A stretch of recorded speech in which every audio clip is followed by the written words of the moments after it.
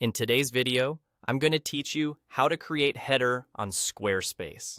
A header is the strip at the top of your site that usually holds your logo or site title and your main navigation. Most Squarespace templates include a header automatically, but sometimes a specific page won't display it because of page level settings. If that's what you're seeing, here's how to bring it back and then adjust its look so it matches your site. Start by opening your site in the editor and looking at the Pages panel on the left. Find the page where the header is missing.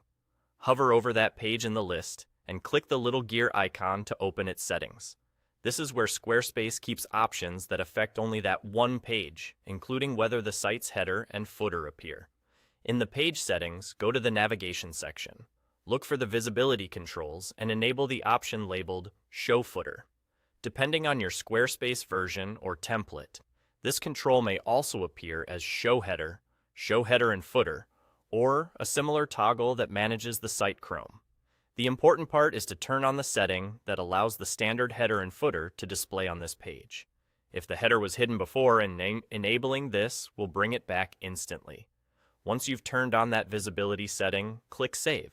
Saving applies the change to that page and returns you to the page preview. You should now see the header appearing at the top. If you still don't, double check that you adjusted the correct page and that the change has been saved. With the header visible, you can customize its design. Hover over the header area at the top of the page and click Edit. This opens the header editor, where you can adjust the layout, swap in your logo or site title, change the navigation style, and fine-tune alignment, spacing, and colors. If your template supports different header layouts, like inline, centered, or stacked, you can switch between them here and see the result in real time. Keep an eye on contrast so your links are readable against the background, and preview on mobile to make sure your menu and logo scale nicely on smaller screens. Remember that header design changes typically apply across your site, so aim for a style that works well on all pages. That's all there is to it.